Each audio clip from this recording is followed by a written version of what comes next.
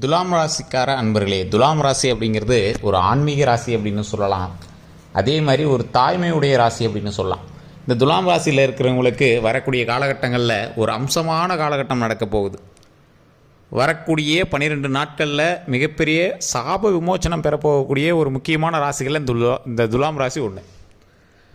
துலாம் ராசி அப்படின்னாவே எப்படி சொல்கிறது அப்படின்னா, ஒரு உயிரினம், அந்த உயிரினம் மற்றவர்களுக்காகவே வாழக்கூடிய ஒரு உயிரினம் அப்படி இருக்கணும். ஒரு தாய்மையுடைய ராசி அப்படின்னு சொல்கிறதுக்கான காரணம் இதுதான். அவங்களோட அந்த குழந்தைகளுக்காகவே வாழக்கூடிய ஒரு ராசி இருக்கும் பார்த்தீங்களா, அதுதான் துலாம். ஸோ இந்த ராசியை பொறுத்த வரைக்கும் வரக்கூடிய காலங்கள், அதுவும் இந்த முக்கியமான 12 நாட்கள் உங்களுடைய முன்னோர்களினுடைய சாபங்கள் வெளியேறக்கூடிய ஒரு நாட்களாக அமைய போகுது. இந்த உங்கள் முன்னோர்களினுடைய சாபங்கள் என்னெல்லாம் சாபங்கள் இருந்தது அப்படின்னு உங்களுக்கு நிறைய பேருக்கு தெரியாமையே இருந்திருக்கும். ஜோதிடம் பார்க்கும்போது தெரிஞ்சிருக்கும், அது எப்படி கிளியர் பண்ணுன்னு தெரியாமல் இருந்திருக்கும். அந்த மாதிரி இருக்கிறவங்களுக்கு எல்லாருமே ஒரு நல்ல ஒரு வரப்பிரசாதம் அப்படின்னு சொல்லலாம். சரி, ஆடி அமாவாசை முடிஞ்சிச்சு, ஆடி மாதமும் முடிய போகுது, சில நன்மையான காலகட்டங்கள் இப்போ நடந்துகிட்ருக்கு அப்படின்னு சொல்கிறாங்க. இது எப்படி நம்மளுக்கு சாதகமாக பயன்படுத்திக்கிறது? அந்த நன்மையான காலகட்டங்கள் தான் நடக்குதா, இல்லை அதில் ஏதாவது வேரியேஷன் இருக்குதா அப்படின்னு கண்டுபிடிக்கிறதுக்கு தான் தனிப்படையான ஜோதிடம் அப்படின்னு ஒன்று இருக்குதுங்க. உங்களுடைய பிறந்த நேரம், பிறந்த தேதி, பிறந்த ஊர், இதை மட்டும் நீங்கள் கரெக்டாக சொன்னீங்க அப்படின்னா, கீழே ஒரு ஃபோன் நம்பர் கொடுத்துருங்க டிஸ்கிரிப்ஷனில், ஸ்க்ரீன்லேயே ஒரு நம்பர் ஓடி இருக்குது, அந்த நம்பருக்கு ஃபோன் பண்ணி சொன்னீங்க அப்படின்னா போதுமானது. உங்களுடைய துல்லியமான ஜாதகம் A to Z, இன்றைக்கி கிரகம் உங்களுக்கு எந்த அளவுக்கு சப்போர்ட்டாக இருக்குது அப்படிங்கிறது உட்பட எல்லாமே தெளிவாக சொல்லிடுவோம். இது மட்டும் இல்லாமல் நிறையா பேருக்கு தெரியாத ஒரு விஷயம் என்ன அப்படின்னா, துலாம் ராசியில் இருக்கிற எல்லாத்துக்கும் ஒரே மாதிரி நடக்கிறது இல்லையே சார், அதுவும் யூடியூப்பில் சொல்கிற மாதிரி நடக்கிறது இல்லையே சார், நன்மை நடக்குங்கிறாங்க, ஆனால் நடந்த மாதிரி தெரியலையே சார் அப்படின்னு கேட்குறவங்களுக்கெல்லாம் இது ஒரு முக்கியமான ஒரு பாயிண்ட் அப்படின்னு ஞாபகம் வச்சுக்கோங்க. வீடியோக்களில் சொல்கிறது எல்லாமே ராசி பலன். இந்த ராசிக்கு இப்படி இருக்கும், இப்படி வரப்போகுது, அது ஒரு 80% உங்களுக்கு மேட்ச் ஆகும். ஏன் அந்த 20% மேட்ச் ஆகலை அப்படின்னா, உங்களுக்கு தசாபுத்தி வேறு. ஒவ்வொருவருக்கும் ஒவ்வொரு வகையான தசாபுத்தி நடந்துருக்கும், ஒவ்வொருவருக்கும் ஒவ்வொரு வகையான லக்கினங்கள், ஒவ்வொரு வகையான நட்சத்திரங்கள், ஒவ்வொரு வகையான ராசியில் இந்த மாதிரி விஷயங்கள் நடந்துகிட்ருக்கும். அதோடு நீங்கள் இருக்கக்கூடிய லொக்கேஷன் வேறு, உங்களோடு பிரயாணிக்கக்கூடிய மற்ற ராசிகள் வேறு. இப்போ உங்களுக்கு நல்ல விஷயங்கள் நடந்துகிட்டு இருக்குது அப்படின்னா, உங்கள் கூட இருக்கிற ஒருத்தனுக்கு வேறு ஒரு ராசி இருக்குது அப்படின்னா, அதனுடைய தாக்கம் உங்களுக்கு இருக்கிறதுக்கான வாய்ப்புகள் அதிகமாகவே இருக்கும். இதுதான் துலாம். துலாம் ஒரு ஒற்று ராசி அப்படின்னு சொல்லுவாங்க, தாய்மையுடைய ராசி. அது மற்றதுக்காகவே தான் பார்க்கும். அப்போ உங்கள் கூட என்ன இருக்கோ அவங்களுக்காகவே தான் பார்க்கும். கூட இருக்கிறவங்க ஃபீல் பண்ணியிருந்தானா அவனுக்காகவே ஃபீல் பண்ணும், உங்கள் கூட இருக்கிறவங்க ஹாப்பியாக இருந்தானா அதுக்காக சேர்ந்து ஹாப்பியாக இருக்கும். அந்த மாதிரி ராசி. ஸோ இந்த ராசியை பொறுத்த வரைக்கும் இனி வரக்கூடிய காலகட்டங்களில் ஒரு அற்புதமான காலகட்டம் சார், அற்புதமான காலகட்டம். மகிழ்ச்சி பொங்கக்கூடிய ஒரு நேரம், தொழிலில் செழிக்கக்கூடிய ஒரு நேரம். அந்த தொழிலில் நீங்கள் முன்னாடி கால் எடுத்து வைக்கும் போது உங்களுக்கு ப்ரமோஷன்ஸோ அல்லது வருமானத்தில் அதிகமோ இன்க்ரிமெண்ட்டோ ஏதோ ஒன்று உங்களுக்கு பாசிட்டிவாக கிடைக்கும்.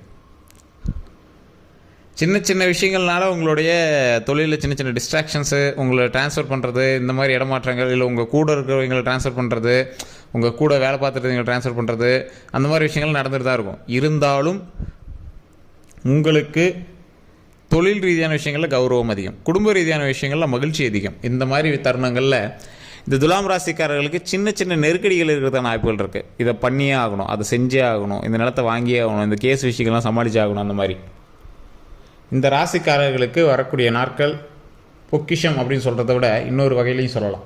என்ன அப்படின்னா, இந்த ராசிக்காரர்கள் அவங்களுடைய கையில் ஒரு குச்சை வச்சுக்கிட்டு ஒரு விஷயத்தை துரத்துறாங்க அப்படின்னா, அந்த குச்சி அந்த குச்சை நம்பியே இவங்க மூவ் ஆகிட்டு இருப்பாங்க அப்படின்னு சொல்லுவாங்க. ஒரு ஆயுதம் உங்கள் கையில் இருக்குது, அந்த ஆயுதத்தை நம்பியே நீங்கள் கொஞ்சம் முன்னாடி போயிட்டுருக்கீங்க, அந்த ஆயுதம் திடீர்னு கீழே விழுவுது, அந்த இடத்துல உங்களுக்கு என்ன பண்ணுறதுன்னு தெரியாமல் திகைத்து நிற்பீங்க. ஸோ அந்த மாதிரி ஒரு காலகட்டம். வேறு யாராவது ஒருத்தர் உங்களுக்கு ஹெல்ப் இருக்காங்க அப்படின்னு நினச்சி நீங்கள் பாட்டு போயிட்டுருப்பீங்க, ஒரு தைரியத்தில் போயிட்டுருப்பீங்க. அந்த இடத்துல திடீர்னு அந்த ஆள் உங்களை ஸ்கிப் பண்ணிடுவார், இல்லை அவரோட வேலையை பார்த்துட்டு போயிடுவார். அந்த இடத்துல நீங்கள் நின்றுட்டுருப்பீங்க, அச்சோ இப்போ என்ன பண்ணுறது அப்படின்னு தெரியாமல். இந்த தருணங்களை நீங்களாகவே ஹேண்டில் பண்ண கற்றுக்கிட்டீங்க அப்படின்னா வாழ்க்கை முன்னேறும். சார் இது ஒன்றும் புரியலையே அப்படிங்கிறவங்களுக்கு, வேறு ஒருவரை நம்பி ஒரு செயலில் நீங்கள் ஈடுபடுறீங்க அப்படின்னா, ஒரு தொழிலில் நீங்கள் தொடங்குறீங்க, தொடங்கும்போது ஒரு பார்ட்னரோடு தொடங்குறீங்க. அந்த பார்ட்னர் இல்லைப்பா நான் தனியாகவே தொழில் பார்க்குறேன் அப்படின்னு கழுட்டுட்டாங்க அப்படின்னா, அச்சோ அவரை நம்பி தானே ஆரம்பித்தோம் அப்படின்னு நீங்கள் நினச்சிட்டு இருக்காதீங்க. உங்களுடைய தனித்திறமையை பயன்படுத்த வேண்டிய காலகட்டம். பயன்படுத்தும் போது 100 ரூபா வந்திருந்த இடத்துல ஒரு 80 ரூபா வந்தாலும் அது உங்களால் மட்டுமே வருது, அதில் யாருக்கும் ஷேர் தர தேவையில்லை. அந்த மாதிரி நீங்கள் நினச்சிக்கணும். ஸோ அந்த ஒரு நல்ல விஷயங்கள் நடக்கக்கூடிய ஒரு காலகட்டத்தில் நீங்கள் தான் ஸ்டெப் எடுத்து வைக்கணும்.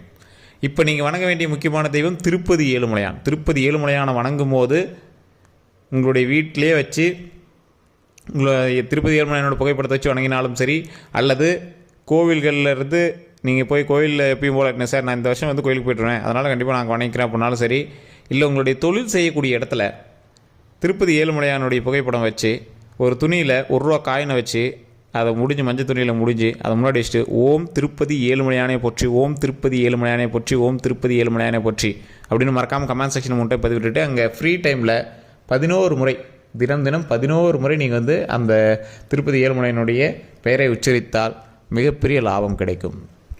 அதை சொல்லிவிட்டு பெருமாள்கிட்ட எப்படி வணங்கணும்? இப்போ உங்களுக்கு கடன் இருக்குது சார், இப்போ கடன்லாம் இருக்குது, எனக்குலாம் கடன் இருக்குது அப்படின்னா கடவுள்கிட்ட போய் எப்படி வணங்கணும்? இந்த கடன் இருக்குதுன்னு வணங்கக்கூடாது. சார் எனக்கு நிறைய லாபத்தை வேணும் அப்படின்னு தான் நம்ம கடவுள்கிட்ட வணங்கணும். திருப்பதி ஏழுமலையானே எனக்கு இப்போ ஒரு அப்ராக்சிமேட்டாக ஒரு 60 லட்ச ரூபா கடன் இருக்குது அப்படின்னா எனக்கு 80 லட்ச ரூபா லாபத்தை கொடு. தொழிலில் எனக்கு 80 லட்ச ரூபா லாபத்தை கொடு, நல்ல வருமானத்தை கொடு. பாசிட்டிவ் வேவில் வணங்கணும். நம்ம வணங்கக்கூடிய விதம் பாசிட்டிவ் வேவாக இருக்கணும். எனக்கு நல்ல லாபத்தை கொடு, எனக்கு தொழிலில் வருமானத்தை கொடு, இந்த மாதிரி தான் நம்ம வந்து வணங்கணும். இப்படி வணங்குவதால் மிகப்பெரிய நன்மை உண்டாகக்கூடிய ஒரு காலகட்டமாக வரக்கூடிய காலகட்டங்கள் அமையுது. இதுதான் வந்து ஒரு முக்கியமான விஷயமே. சரி, நிறையா பேருக்கு தெரியறதில்லை. கடவுள்கிட்ட போய் குழம்புறீங்க, கடவுள்கிட்ட போய் அழுவுறீங்க. கடவுள்கிட்ட போய் அழுவவே கூடாது. கோவிலில் அழுதிங்க அப்படின்னா நெகட்டிவாக தான் திருப்போம். கடவுள்கிட்ட நாங்கள் எப்படி வணங்குறோமோ அது மாதிரி பாசிட்டிவாக தான் திருப்பணும். கடவுள்கிட்டயே பாசிட்டிவாக வணங்கினா பாசிட்டிவாக தான் நடக்கும். எந்த ஒரு கோயிலையும் அழுவக்கூடாதும்பாங்க. உள்ளே போனீங்க அப்படின்னா அர்ச்சகர்கிட்ட சொன்னீங்கன்னா சொல்லுவாங்க, அழுவக்கூடாது, கோவில்கிட்ட அழுவக்கூடாது. பாசிட்டிவ் எனர்ஜி இருக்கக்கூடிய இடம்.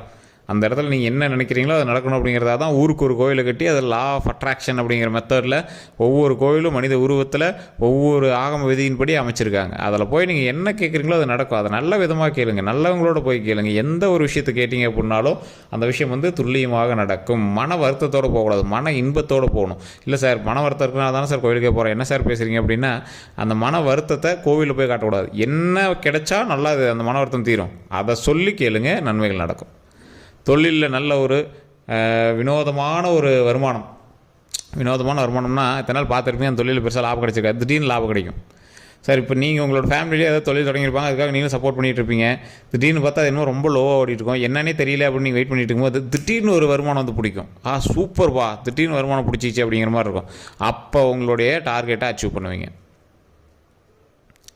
நீங்கள் எதிர்பாராத ஒரு வருமானம் நீங்கள் எதிர்பார்க்காத ஒரு முறையில் கிடைக்குது அப்படின்னா உங்களுடைய தொழில் அவ்வளோ மேன்மை அடைய போகுது அப்படின்னு அர்த்தம். கொஞ்சம் கொஞ்சமாக தான் பூம் ஆகும். இப்போ தானே ஆரம்பிச்சிருக்கீங்க சார். ஒரு தொழில் ஆரம்பித்தாங்க அப்படின்னா ஃபஸ்ட்டு அவங்களுக்கு வந்து நஷ்டத்தை தான் சந்திப்பாங்க, அதுக்கப்புறம் தான் லாபத்தை சந்திப்பாங்க. அதுதான் இப்போது கொஞ்சம் நஷ்டங்கள் சந்திச்சாச்சு, இதுக்கு மேலே லாபத்தை சந்திக்க போகிறோம். அதுக்கான ஸ்டெப் எடுக்கணும்.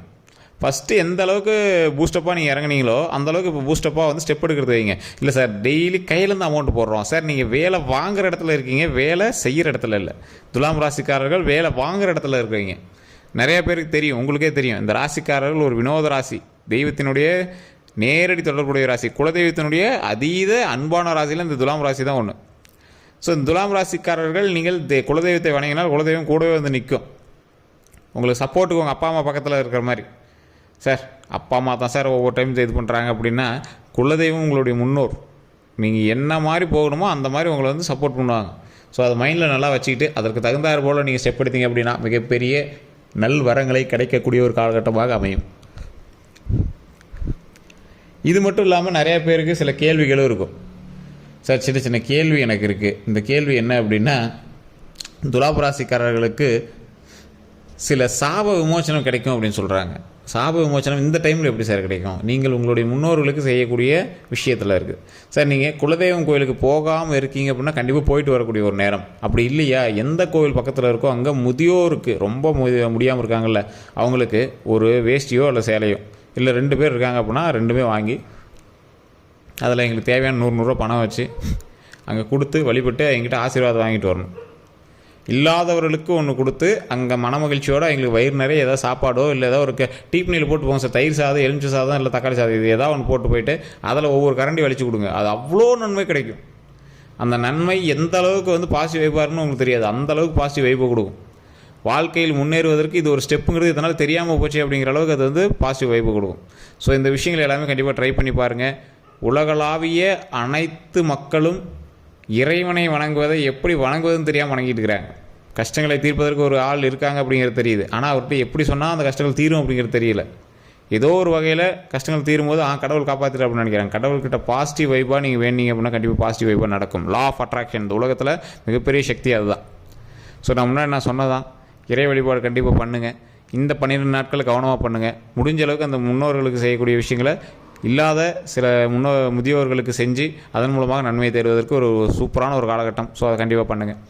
இந்த வீடியோவை சப்ஸ்கிரைப் பண்ணால் பார்த்துக்கிங்கன்னா சப்ஸ்கிரைப் பண்ணி பக்கத்தில் பெல் பட்டன் ப்ரெஸ் பண்ணிக்கோங்க. ஃபேஸ்புக்கில் பார்த்தீங்கன்னா ஃபாலோ பண்ணுங்கள் சார். கண்டிப்பாக ஃபாலோ பண்ணிவிட்டு அடுத்தது நீங்கள் வந்து சப்ஸ்கிரைப் பண்ணிவிட்டு நீங்கள் வந்து பார்க்கலாம். இந்த வீடியோ கண்டிப்பாக உங்களை நண்பர்களுக்கு பார்க்குறீங்க. எல்லோருக்கும் நன்றி நண்பர்களே.